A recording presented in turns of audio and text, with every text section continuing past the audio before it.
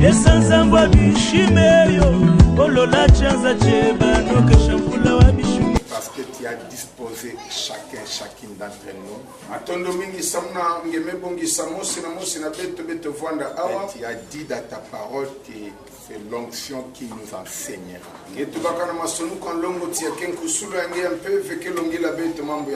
Laisse ton onction nous enseigner en tout, sur tout et dans tout. Et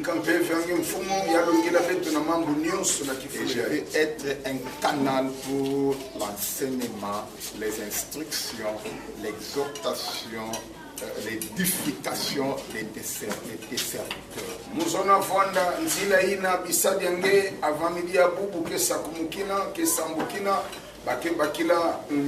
dans le nom puissant de notre Seigneur Jésus-Christ, j'ai ainsi prié. Amen. Et bien aimés, nous sommes en train de partager un sujet très important sur les dimensions prophétiques d'un serviteur averti. Et je vous ai dit, quand on parle des dimensions prophétiques d'un serviteur averti, cela veut dire tout simplement les faces prophétiques d'un serviteur averti.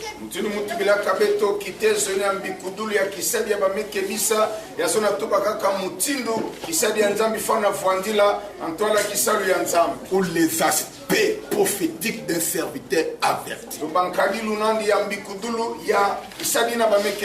Et je vous ai dit, nous avons 4 dimensions prophétiques ou bien 4 faces ou 4 aspects d'un serviteur.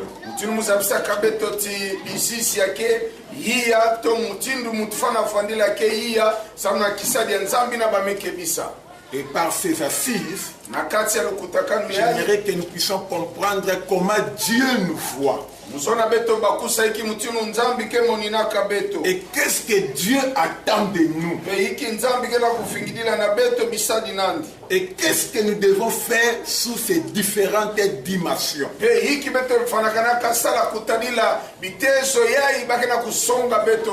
Et notre livre clé, c'est l'Ézéchiel et Apocalypse.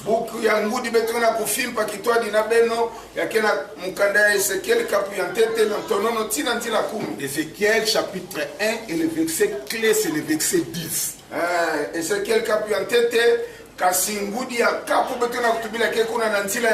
Et là, on nous dit il y a 4 êtres vivants. Et chaque être a 4 faces. La face de l'homme, la face d'un lion à droite, la face d'un bœuf à gauche et la face d'un aigle. Ce sont des différentes faces par lesquelles Dieu nous voit. Et ce sont des différentes dimensions que l'homme de Dieu doit manifester sur cette terre dans son ministère. C'est aussi les différentes dimensions qui ont été manifestées dans la vie de notre Seigneur Jésus-Christ.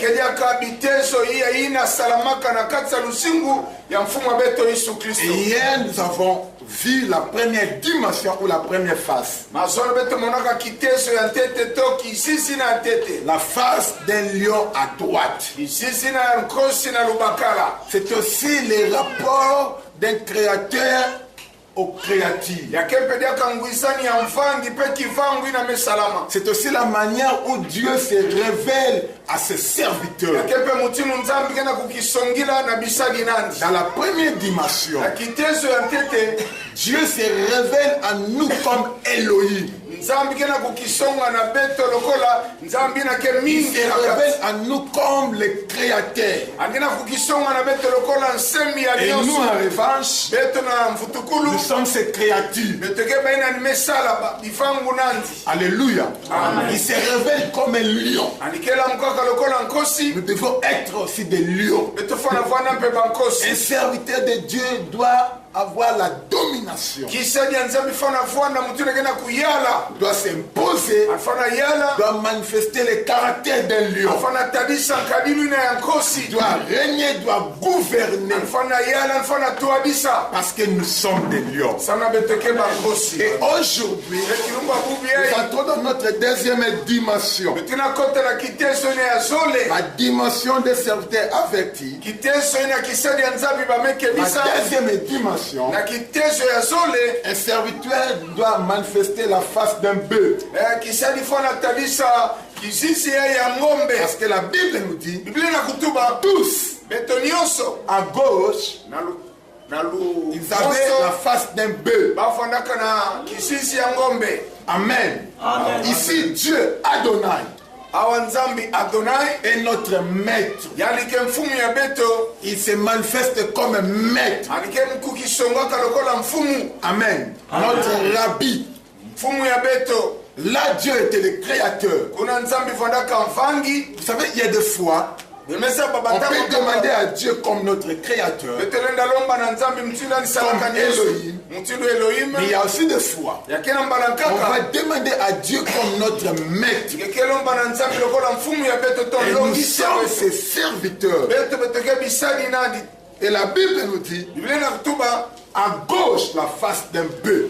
na lumonso ilungi ya ngombe À gauche. na lumonso À droite, c'était la face d'un lion. na lubakala fandaka ilungi ya nkosi. Vous avez dit la droite de Dieu, c'est la puissance de Dieu. yaso natuba lubakala nzambe C'est l'autorité de Dieu. yakeki mfumu C'est la ya force nzambe de Dieu. yakengolo C'est ya le nzambe pouvoir de Dieu. yakeki mfumu ya nzambe Là, c'est la couleur rouge. yaonake ntinte ya mbwa L'évangile de Matthieu. kuna ke samu ya mbwa Mais à tesolamaka gauche. matayo kasi na lumonso La Bible nous dit, biblia na kutuba dans sa gauche, na lumonso il y a la richesse et la gloire. yakenaki mvwama mpe nkembo Mais dans sa droite, une longue vie. kasi na lubakala nani Mais lusingo à inde gauche, la richesse et la gloire. na lumonso yakeki mvwama mpe nkembo. Oh, un serviteur de Dieu soka kisedi ya nzambe doit se positionner là où il y a la richesse et la gloire. afana fonda kifulu kimvwama mpe nkembo kele Un serviteur de Dieu est appelé à la richesse. kisedi ya nzambe melombama na kimvwama. L'évangile est gratuit. samu ya mbote kekwani ya Mais ofele l'évangélisation n'est pas gratuite. kasi kusamu na samu ya nzambe yakefe ya Un ofele serviteur de Dieu pauvre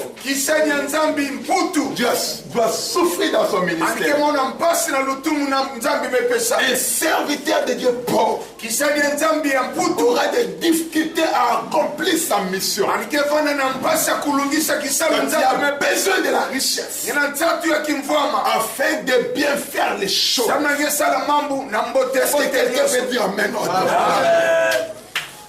La richesse, kimvwama c'est l'abondance, inake kufuluka c'est la fortune. yakeki mvwama nyonso La richesse et la gloire. kimvwama mpe nkembo. La gloire doit se manifester dans la vie d'un serviteur. nkembo fona monoi na luzingo ya kisedi ya nzambe Il n'y a pas de gloire sans victoire. yakena nkembo fe kukonda ndungunu. Pour obtenir la gloire, samange baka nkembo ya nzambi il faut avoir la victoire. ifana kufanda na ndungunu na luzingo Et il n'y ange a pas de victoire sans combat. yakempe fe na ndungunu kukonda mvita Et il n'y a pas de combat sans adversaire. vita mpe kele fe kana mbeni kele fe Si tu veux la gloire, kana ndeso na nkembo kena prépare-toi au combat. kubama na mvita Et si tu veux bel et bien le combat, kana ndeso na mpe mvita il faut qu'il y ait des adversaires. ambeni fona fwanda Écoutez le peuple de Dieu. uwa dibuta nzambe Même si Dieu t'a appelé, atako nzambe bokilaka nge même si tu es un serviteur de Dieu, atangeke kisali ya nzambe juste et honnête, inakia kukuikama mpe ya kusukama intègre et fidèle, ya kufwana mpe ya il y kukuikama aura toujours des adversaires. yakevanda ntango nyonso na bambeni. Est-ce que quelqu'un peut dire Amen? N'attends pas que tout le monde soit pour toi. kufingidila fe mutu nyonso abudilange maboko. Même Jésus qui était parfait en tout, atako iso afandaka ya kufwana na il mambo y a eu nyonso toujours des adversaires. bambeni monanaka ntango nyonso. Alors pour vous dire, samna kutumila beto la richesse kimvwama et la gloire, mpe nkembo ce sont des fruits yakeba mbutu des serviteurs. ya kisali ya nzambe. Alléluia. Nous paraissons comme des pauvres, dit l'apôtre Paul. betikina kumonana lokola bamputu Mais mpakena nous kutuba enrichissons plusieurs soka personnes. betina kufwamisa bantu mingi. Un serviteur de Dieu peut paraître comme un pauvre. Mais en lui, il y a de la richesse. Parce que nous enrichissons plusieurs personnes. Est-ce que quelqu'un peut dire amen dans votre voix? Ne vois pas ce que tu as. Ne vois ce que tu es. Amen. Tu peux manquer de choses matériellement, financièrement. Mais en toi, il y a tout. Et toi, tu es tout. Est-ce que quelqu'un peut dire amen? Amen. À gauche, la richesse et la gloire. Et la main gauche, c'est une main réceptive. Dans les domaines spirituels, c'est la main gauche qui reçoit. Dans les domaines spirituels, c'est la main droite qui donne. Yes. Alléluia. C'est la main gauche qui reçoit. Et c'est la main droite qui donne. Là, dans les domaines spirituels. Amen. Amen. Et ce que nous devons comprendre, le B à gauche, c'est l'évangile selon Marc. Parce que Marc représente Jésus comme le serviteur. Un serviteur parfait. Et c'est la couleur cramoisie. Couleur cramoisie. Rouge moko neti makila. Donc c'est neti makila. Rouge bordeaux. Rouge bordeaux c'est la gloire. Là c'est rouge. Mais cramoisi net noir, net rouge, hein, c'est comme ça cramoisi. Rouge moko net sombre comme ça. Ça veut dire quoi? Rouge travaillé. Un serviteur on va faire travailler. Voilà. Quand c'est la deuxième année secondaire, tant qu'on étudie qu'il l'appareil digestif, à droite, ma qu'il est à la rouge, ma gauche comme à moi, je suis mouindo. Ma deuxième, c'est la bosse à midi. La première fois, là. Tu vas promoter, alléluia. Voilà. Donc, on a deux côtés, la droite et la gauche. La droite, maquillée à rouge. La gauche, maquillée comme à noir. Là, c'est la science. Alléluia. Amen. Un B. Il laboure pour servir les autres. Il laboure. Un serviteur. Il travaille. C'est quelqu'un qui fait des choses pour les autres. Il fait des choses pour servir les autres. C'est ça un bœuf. Et Dieu nous a appelés de faire manifester la face d'un bœuf. Nous devons labourer. Nous devons travailler pour servir les autres. Et je vous avais dit, il n'y a pas de serviteur sans service, sans champ d'action et sans maître. Pour qu'il y ait un serviteur, il faut premièrement qu'il y ait un service. Et ce service doit s'exercer dans un champ. C'est votre champ d'action. Et pour que ce champ d'action soit valablement, il faut qu'il y ait un maître. Et Jésus-Christ est notre maître. C'est l'œuvre de Dieu qui est notre service. Et c'est l'église ou le monde qui est notre champ d'action. Est-ce que quelqu'un peut dire amen? Amen. Il laboure. Il laboure pour servir les autres. C'est ça un bœuf. Écoutez, étant serviteur, nous ne pouvons pas commencer à nous servir premièrement. Nous devons d'abord travailler pour servir les autres. Chercher l'intérêt des autres. C'est ça, être un serviteur. Un millionnaire m'a dit ceci. Parce que c'est un ami. Il est vraiment millionnaire en dollars. Il m'a dit ceci. Si tu veux devenir quelqu'un, ou si tu veux avoir une chose, commence d'abord à le faire aux autres. Tout ce que tu veux obtenir, fais un effort.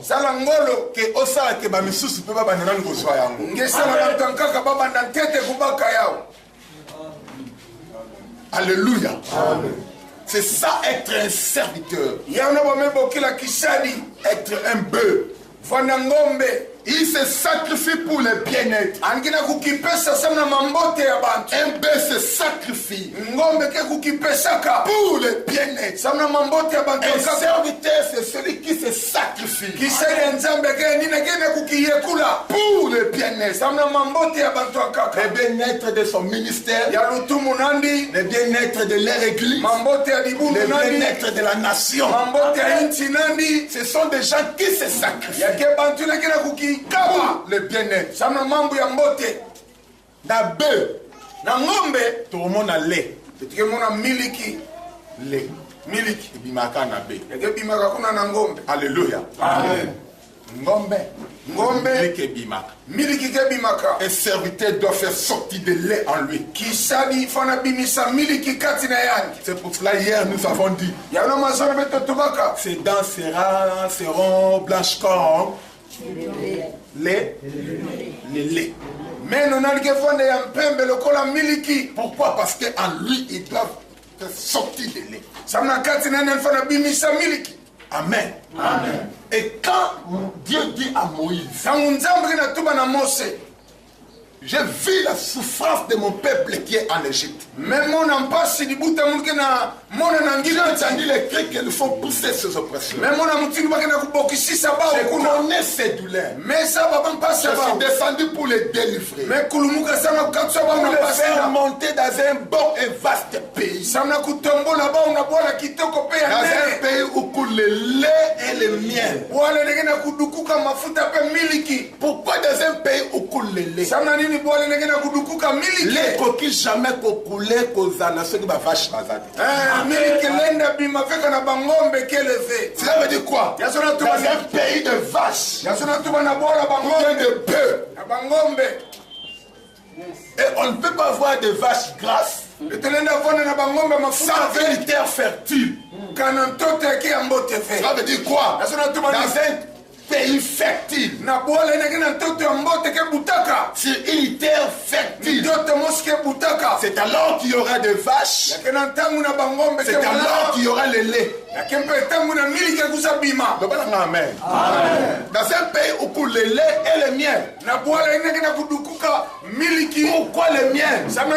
Parce qu'il y aura les abeilles. Dans un pays où il y aura le combat, tu ne peux pas obtenir le miel sans être piqué par les abeilles.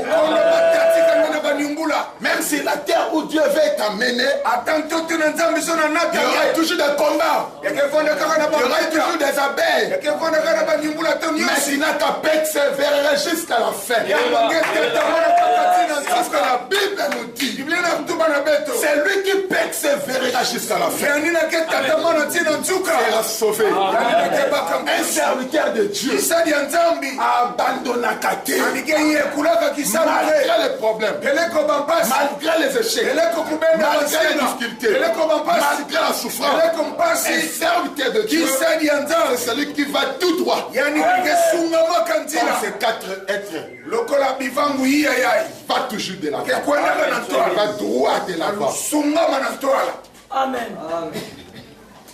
Et en toi, il faut faire sortir ces richesses. Le lait. Quoi encore? Miel.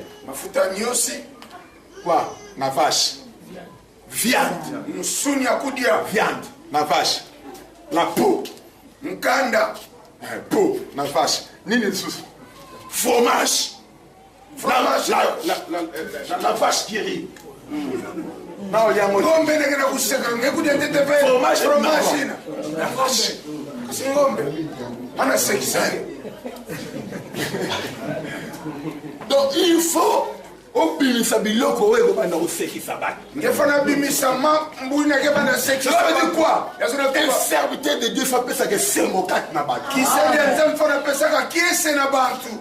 Un serviteur de Dieu sera télémi. Qui sait des enfants de mettre le mazala qui bien tristé. Ata mukina futa kana kiadi na passe. Ata mbana na passe. Un serviteur de Dieu se tient debout. Donc qui sait des enfants de mettre le ça y est. Enfin pesa ni kiese. Mutayaki na mawa. Tumekuza na kiadi. Mekina na kiese. Moïse mbiye. Ina Mose mbiye mkina kutuba yao. Pesa ngambote. Amen. Na yaki na mawa. Pourquoi je ne sais pas? Parce que à qui n'a serviteur. Ça n'a pas coûté la fromage, la chair, Suni,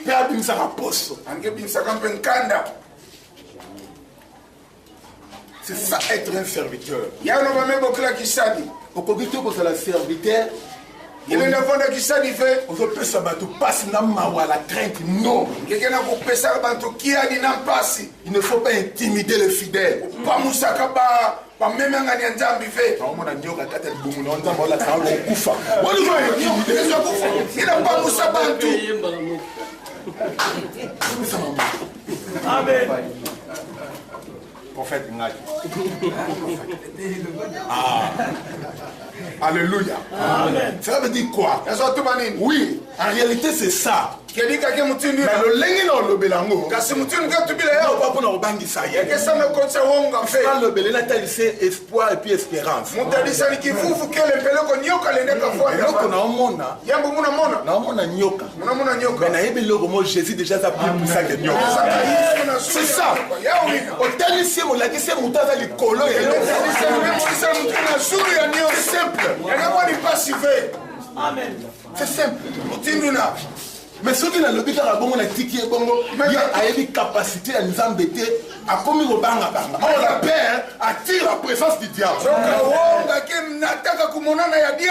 Quand banga na yesu ko comme une nourriture à Satan, Satan va relier. Ku wonga nene mekuma madi ya Satan sara. Cause ya banga na. Sana wonga na mekota katina. C'est la méthodologie d'éthique les choses. Il y a quelqu'un qui s'est dit doit donner la joie. Parce que nous sommes les serviteurs.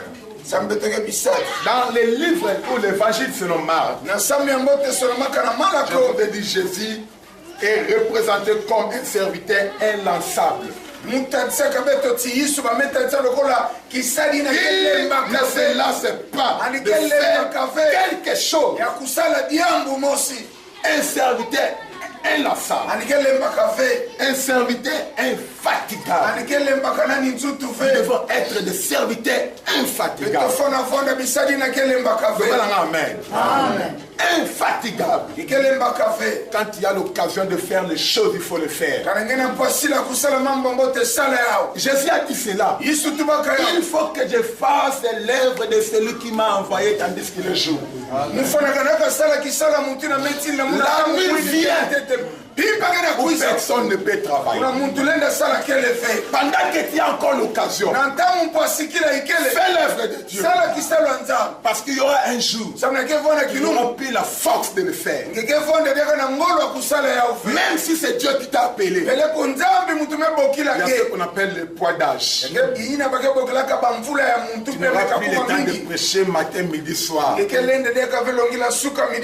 que je suis en train de le faire.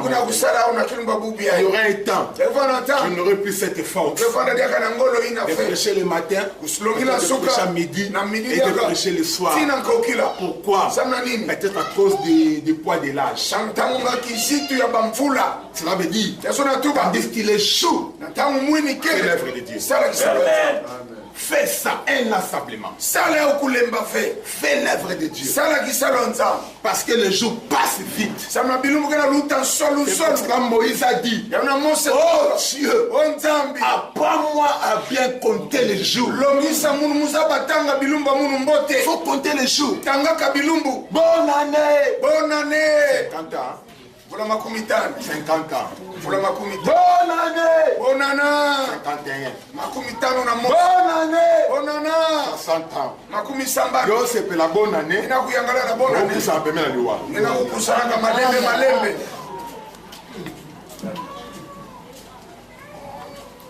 Bonne année, mais on pousse à match. Ina yangala la nkinze impe Asoza kasina na kwenda. Nzambe. Atangeke na nzambe. On pousse à ta. Ngekufa kaka.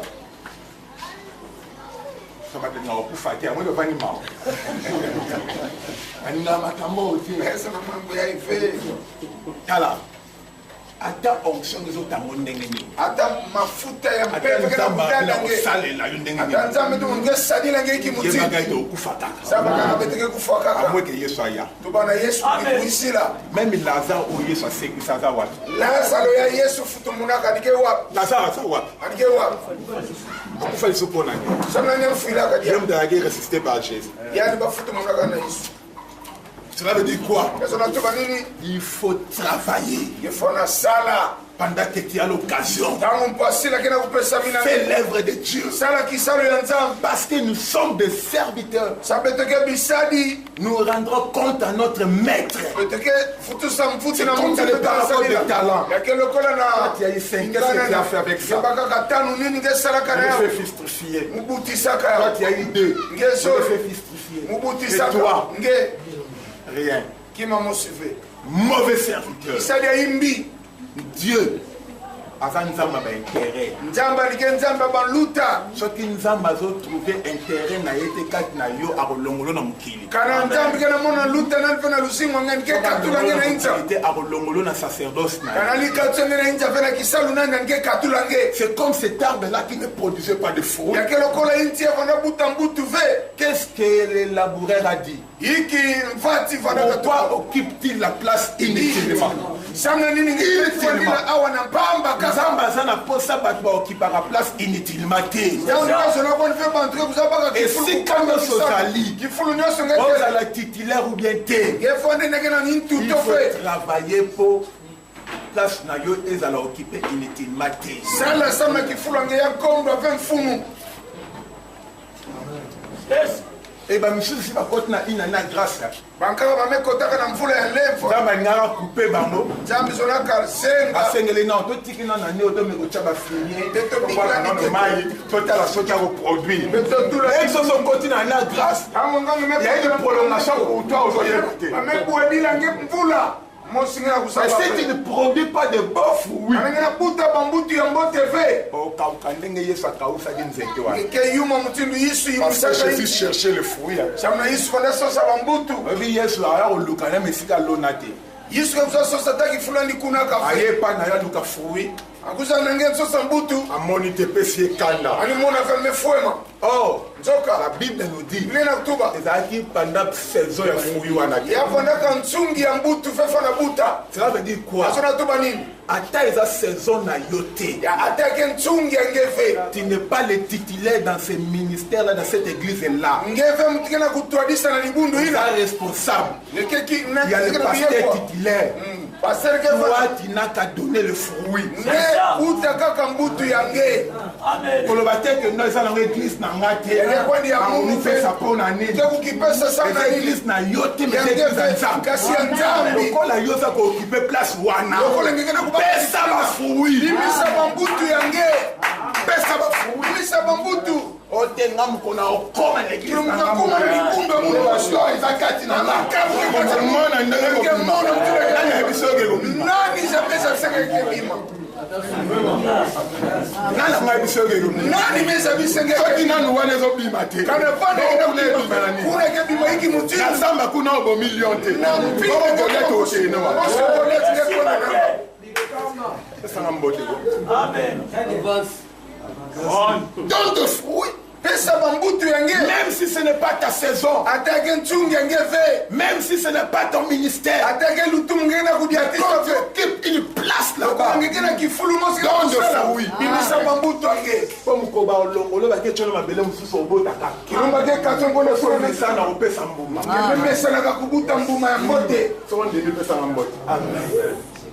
Donne de fruits. Alléluia. Si quelqu'un n'est pas fidèle dans de petites choses, comment il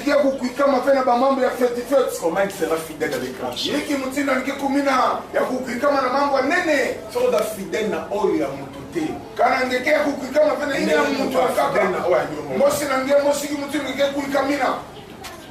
Alléluia. C'est très important. L'évangile de Marc s'adresse aux Romains. Amen. S'adresse aux Romains. Cela veut dire quoi? S'adresse aux païens. L'évangile de Matthieu s'adressait aux Juifs. Mais l'évangile de Marc s'adresse aux Romains, aux païens, aux gens qui ne connaissaient pas Dieu. Amen. Amen. Un serviteur manifesté, un serviteur exposé à vous.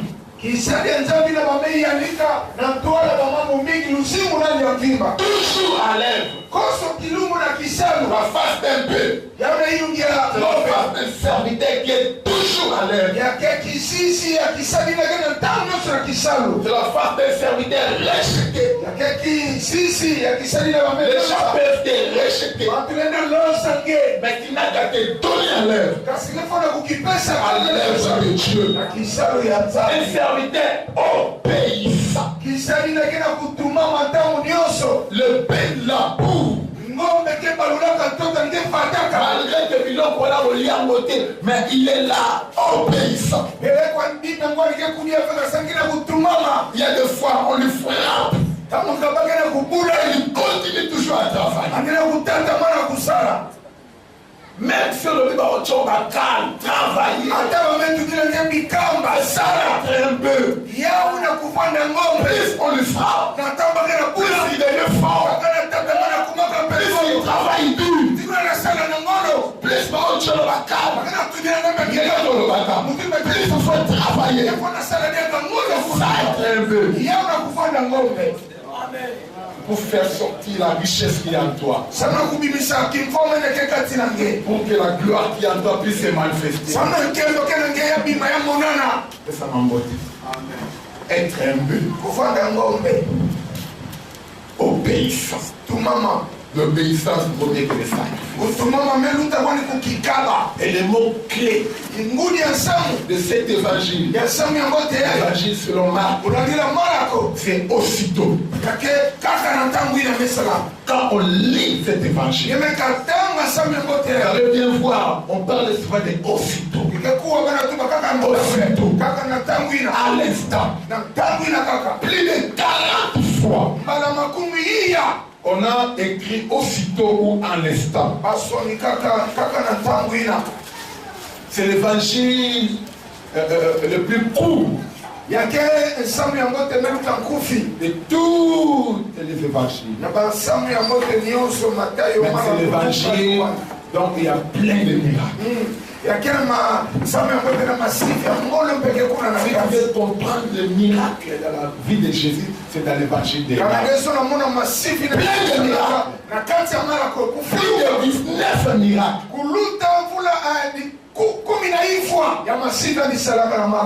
Amen. Et un serviteur comme eux, un serviteur qui a la face de peu, un serviteur qui produit des miracles. Et dans les serviteurs, nous devons produire des miracles. Et non des miracles fabriqués, mais des miracles authentiques. À l'instant, aussitôt, il y a un miracle. Amen. N'allez pas chercher des miracles fabriqués. Et dans l'évangile de Marc, ici nous sommes des prêtres. Nous sommes des sacrificateurs. Amen. Il est important que nous soyons sacrificateurs et rois. Apocalypse chapitre 1, verset 5 à 6. Qu'est-ce que la Bible nous dit? 1, 5 à 6. La Bible nous dit ceci.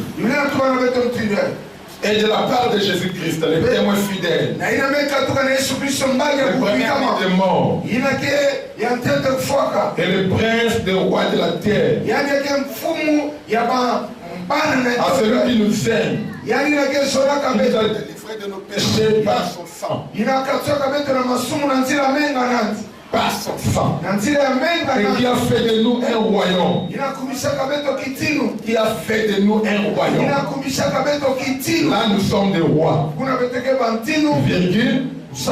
Des sacrificateurs pour Dieu son Père. Il a fait de nous des prêtres.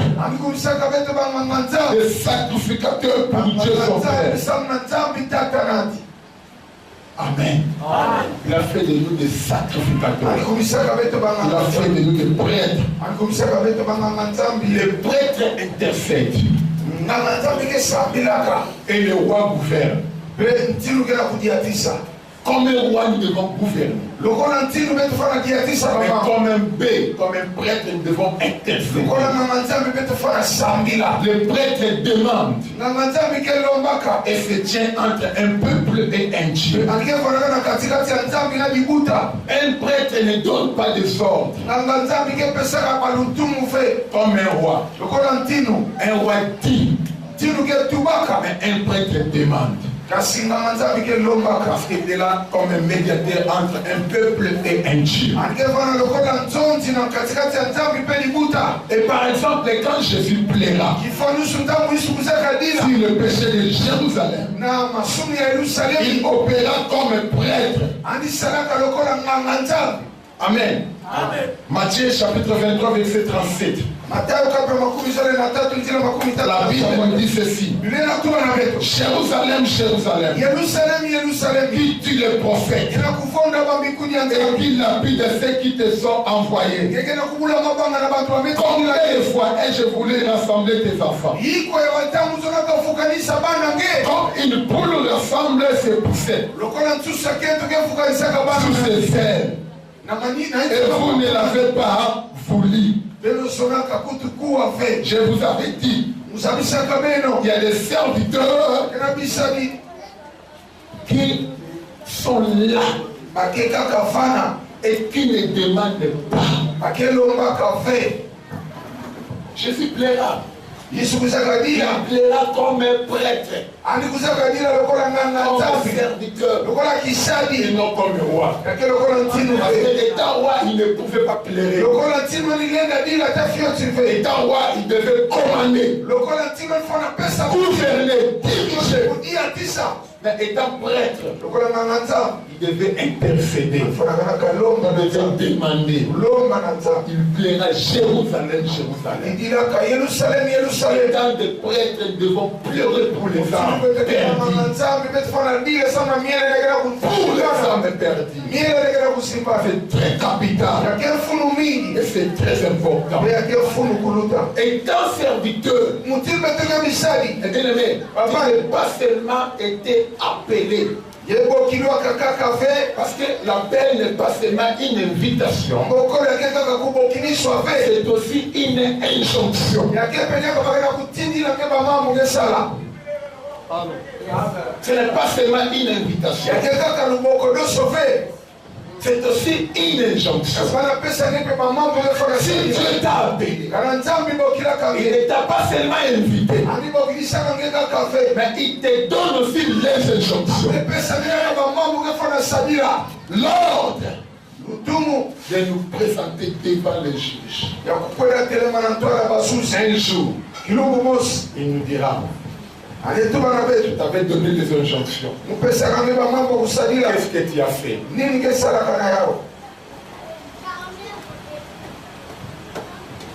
Étant serviteur, Dieu nous frappe. Mais étant créature, il peut avoir pitié de nous. Étant serviteur, là il y a une relation entre un maître et un serviteur. Amen. Amen.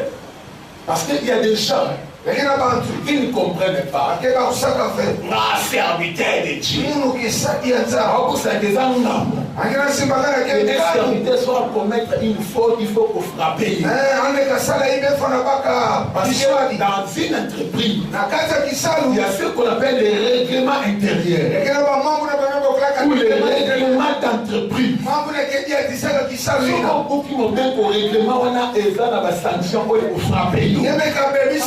Parce que le serviteur, mais mouton à sa moine. Papa koyo kele mawa.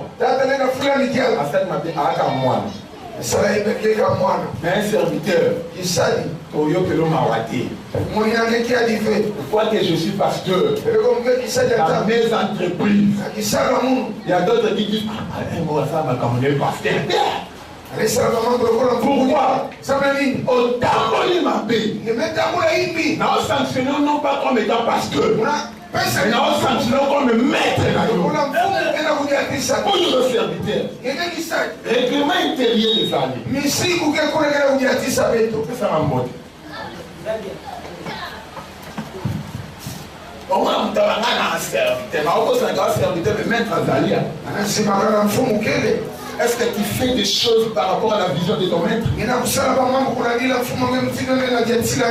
faut faire la différence entre l'esprit de Moïse et le Saint-Esprit. Azalaka 70.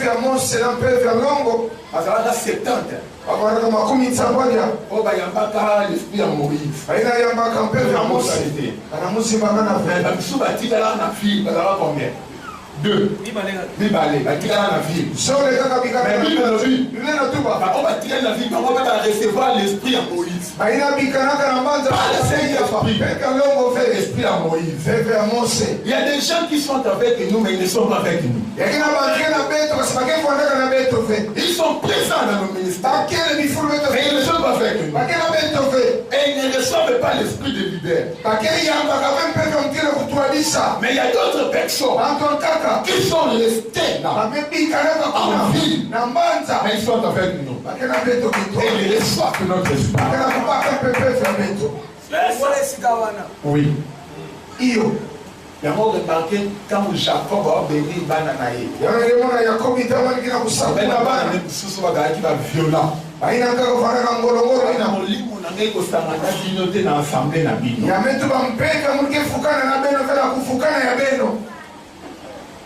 Amen. Pourquoi? À cause il y a violent. Il y a des fois, l'église par rapport à l'église.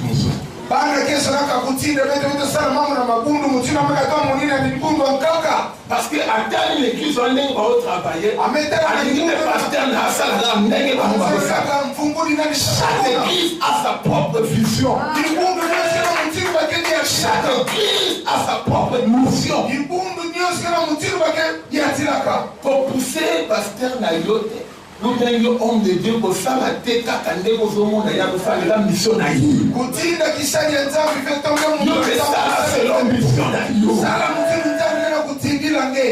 L'équipe, nous avons dit que nous avons 11 nous avons défenseurs, nous avons 11 qui nous marquent à Gabi.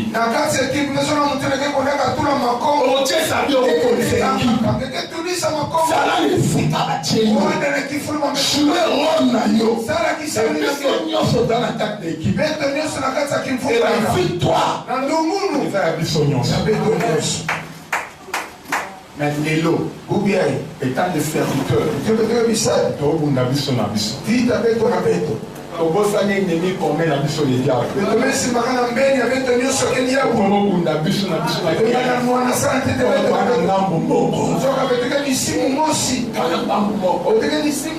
Oh my God. Mais Jésus a dit quoi? Laissez-les croître ensemble. Laissez-les. combattre ensemble. Les jours de la moisson. On commencera d'abord à longo la vrai. Bleu. Et puis livrer les années. C'est de tout le longo là. Banani siko ba livré. Albetuka tsona yibi. Jusqu'à que tout le longo la paix bleu pour rien comme ça livré. Ele ka sala yibi mais ka tout ça ya. Le longo la bleu. Nge ka tout ka pour rien comme ça livré. Ina kubanza nzo ya yibi. Laissez-les croître ensemble. Le bika ya yuluka kifulo. Oyeba bango na ba fruit na bango. Sabina ona ba muti ya baou. Alors nous étions mis en temps les amoukiers ça difficile parce que dans cette année. Nditine sona ki afio si Parce pasi qu'il est lesa. dans la kamai. Losaka kama Oyo kola. Tabwe kula. Oyo za safu. Ya itsafu. Oyo za manga. Ina kuna manga. Oyo za orange. Ya idilala. Oyo kola. Tabwe kula. Nous te voyons. Alors pourquoi nous sommes pressés? Yaona solo kaka betezo na kasala pourquoi? Samanini. Pourquoi? Samanini. D'autres vont aller ensemble. Akaka ba faraka na ntawo. Il dit qu'il aller ensemble. Yemesa ba kan faraka na ntawo. Ensemble, hein? Ke faraka na ntawo. Pour dire là na penser qu'à Rwanda. Maybe karaka na dibanza ni faraka na Nous sommes ntawo. pas allés ensemble qui? Yakaka be fana ntambi fe. Il y a des stars peut-être 2 jours, 1 jour à commune ensemble. Tango kaka kilumbu mosi Mais là pour tout là il dit là ensemble. Ngene itonge kaka le fana na ntambi fe. Veillez peut-être dans bouton de la scène à repentance. Tango kaka pipa À sa zone il n'est pas ensemble. Ame futuka Mais na là pour tout les qui à ça ensemble. Ngene itonge ki ntambi fe. Est-ce que vous comprenez, papa? Amen. Alors, pour ne pas, on la blé la place est prêt. Samnange katu safine ya mbote na Communion ntole ni comme bi. ça. Beto tatamana. Ce qui nous a mis dans le monde, ça t'a maté. Kana nzambi ya musika tusate te satana. Mais bon, il faut qu'on ait la maté. Samene meba na katu sila bantu. Pourquoi vous disqualifier ma serviteur au bazar, ma serviteur na yote? Samna nini ngina kufe muna na nzila. Bena ke bisadi ya ngefe. On nous a mettre na bango. Ngeke mfumu ya baufe. C'est leur mettre dans la capacité à rechercher. Mfumu wa bauke na liloka kusambisa ba. C'est un mbote. Pesa muno mbote. C'est très important. Yake mfumu mingi. Écoutez, peuple de Dieu. Kuwa ni mutanza. Et tant de serviteurs, Mutile beteka bisadi ya nzambi. nous avons des injonctions. Betena ba mambo na mepesa mina beta kusadila. Et tant que nous avons bengi moto. Tamu nzambi membo kila muntu. Et quand Dieu appelle une personne Tamu nzambi kila muntu mosi. pour qu'elle accomplisse un ministère, Samna nilungisa lutumu mosi. la première des choses, Yapo ya teta ke salaka. les actes à couper ça un ministère. Yake vya kupesa ni lutumu. Cette personne doit d'abord connaître Dieu. Muntu nafona saba tete nzambi. Il doit d'abord connaître son maître. Nafona saba mfumu nandi. Comment tu fais la nzambe oyo yebi? Yiki muntu ina kusadila nzambi na kesa bandi fe. Là, je vous dis des choses vraies. Ina mna sabisa na mambo Il y a keke. des serviteurs de Dieu au yebi même nzambe. Yake bisadi nkaka basa na nzambi na pema na kusadila. Avance. Serviteur de Dieu elle-même a attribué à nzambe. Kisadi nzambi nzambi wala nkumbu ina nzambi. Attribué à nzambe zani. Yake nini? Attends, c'est pas ça, il y a To bisadi. les attributs de Dieu zani. Ina ya nzambi ke nini? Amour. Zora. Deux. Tout le monde. Un. Deux. La joie. Voilà. Il est puissant. Quand on dit puissant, c'est omnipotent. Akina ngolo nyonso. Il est omniprésent. Akina bifulu nyonso na balamusi. C'est-à-dire il est partout à la fois. Akina bifulu Il nyonso. est omniscient. Amezaba Il nyonso. connaît tout. Amezaba nyonso. Il est éternel. Anike ya mfukamfu. Il n'a ni commencement ni fin. Tonono kele ventsukulu pa Il est kele. l'attribut de Dieu. Yauna ba makumbu ya nzambi to mambo ya nzambi. Et là, on a le droit de simple. Ina tete wani pasife. Les attributs. Yauna ina ya nzambi ke Il fondila. faut comprendre qu'il est partout. Meka kusaka ke bifulu nyonso. Alors, Satan n'est pas partout. Kutubaka sata ke bifulu nyonso Satan fe. est dans la partout. Ake fonda bifulu nyonso. Si Satan va Kinshasa va maternité. Karangina kintsasa na makali ya kele fe. Il n'est pas partout. Ake bifulu nyonso fe. Comment combien plus forte résistance à la Congo Brazzaville dans la RDC? Mboska na ngina Kongo Brazza ki mutindo ke fondila de Comment ça la la. fait ça de la commune de la RDC? Betele na sera pe kula kumi sata na kuma na fe na RDC. On dit Mathias. Donc ça a fait 50 ans, ça dans la commune de RDCT. Parce qu'il n'est pas omniprésent. Il n'est pas partout à la fois. C'est pour cela qu'il y a des serviteurs de Dieu. Et aujourd'hui même qui brille.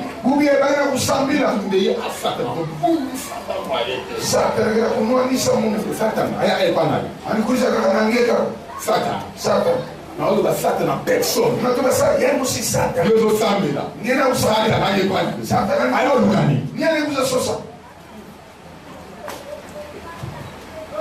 Alors, Lugani n'est pas là. Dans le serviteur de béni, parce que nous qui n'avons pas mis sur la ligne. On va mettre ça dans la ligne. Satan a quelque chose à faire.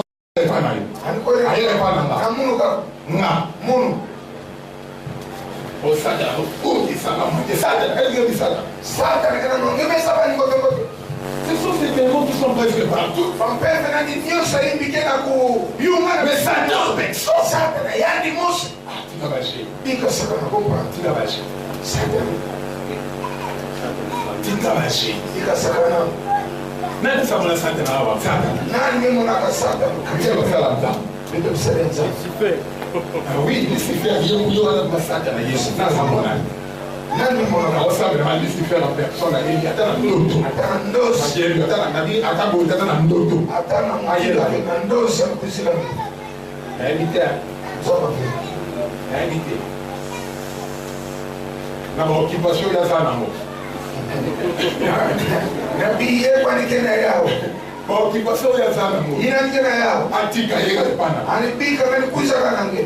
Parce que c'est des démons. C'est sa police.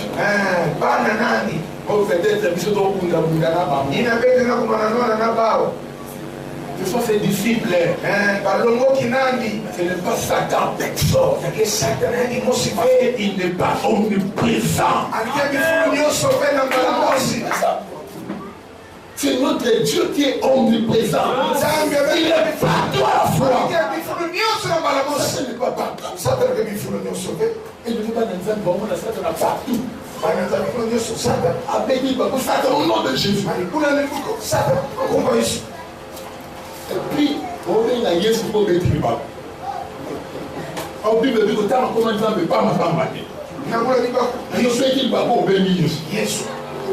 Tant que bien dans Gaïa, tant que tu qui trône, il y a moi, vraiment.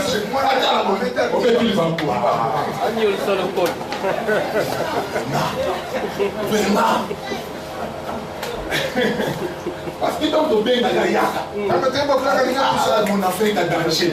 Aïe, la vitesse, il y a avec le bas. Dans la distance, on dit qu'à trône, c'est le gaspillage. Gaspillage.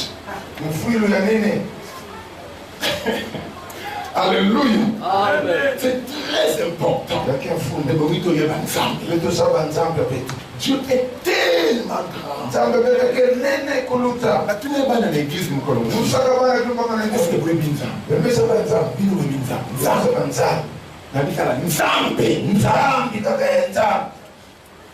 celui qui tient le monde dans sa main droite, il tient le monde dans sa main. C'est bon. Dimension au bisou de cette de la Nzambe, de bien Nzambe. Dieu est tellement grand. Bible dit mokota mona ebatika na bomo. Tellement il sait. Dieu. Nzambi. Ça va. Oh quand même le Nzambe a bien ça na kutu yo.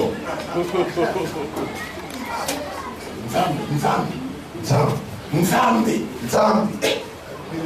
Allez le là na kutu. Nzambi na pipa. Est-ce que ça va dans bon débat? Atiki trône taillé. Amabika kiando nandi. Hein? Nous sommes au Kinda, le beau atiki trône. Simba inza to ayeka kabineli. Nous sommes à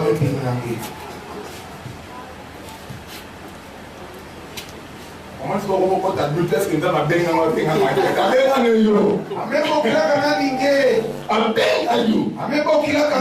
mon ensemble la dimension dimension c'est l'ensemble la dimension au salaire. Soyez dans la dimension. Oh my God. Nous avons allé guérison na ba maladie ko ne komi maladie. Nzambe akelo nyakusu na bimbevu akomata bimbevu la solution na problème on a le comme problème té. Aneke pesa kamfutu na ba mambu na baka tete mambu fait. C'est-à-dire, c'est pas les lots comme c'est pas les problèmes, pas les problèmes. Il n'a pas de mambo na ngena que mambo fait. Et problème comme un problème c'est yo bien un problème. Diable que comme ka diable kana ngemu tuna bokela diable en face. Vous comprenez la terre? Problème. Il y a un problème. Il y a un problème. Aussi, moi, la première, c'est 1 moins 2. Alors, impossible. Impossible. Mais si on avait l'humanité, 1 moins 2, alors ils sont moins 5. Mais quand je ne sais pas, c'est impossible. Il n'a pas de solution. C'est-à-dire, donc, ce n'est pas des problèmes. Mais ce n'est pas des problèmes.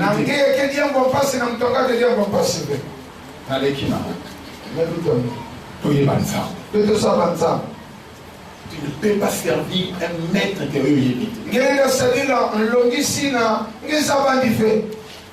Nzambe pour pesa le ministère, il doit d'abord commencer à se révéler en toi. Nzambe sana li pesa ngelu tumu alifanya banda kukisonga tete na ngelu 9:5 à 6. Mafanga bantu makapu ifa zina tano tina sola chemin à Damas. Sol na zina Damas. Lumière est pas.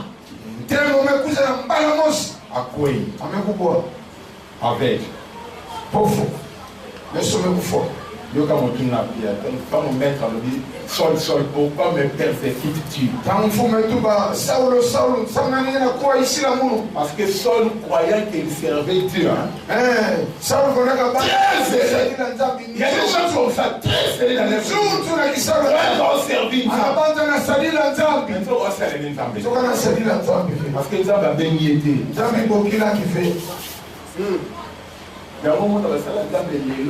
Mingi basala nzambe aluka nzambe akota likambo na ministère na ye mosuka nzambe abenge na ministère te comment nzambe osokipe na likambo ya pesi yote yiki mutino nzambe kusila ngelo sadusu na diamu na yeye mosipesa ngefea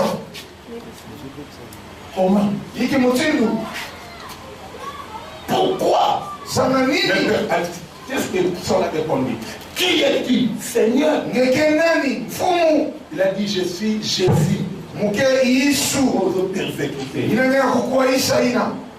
Abani d'abord pour se révéler par la yé. Amebana tête comme ils sont maintenant. Le colon fond il te serait dit de régimer sur les aiguillons. Et que vous n'en passez qu'à mettre tatamana kakaranti la ina. Et vous allez passer pour nous au temple du kola manifumi. Et que vous n'en passez que tatamana kutambula na sura bantende. Il y a des gens qui vont au temple du kola manifumi dans le ministère d'Abango. Il y a des gens qui vont au temple na sura bantende na lutumu ina yabao.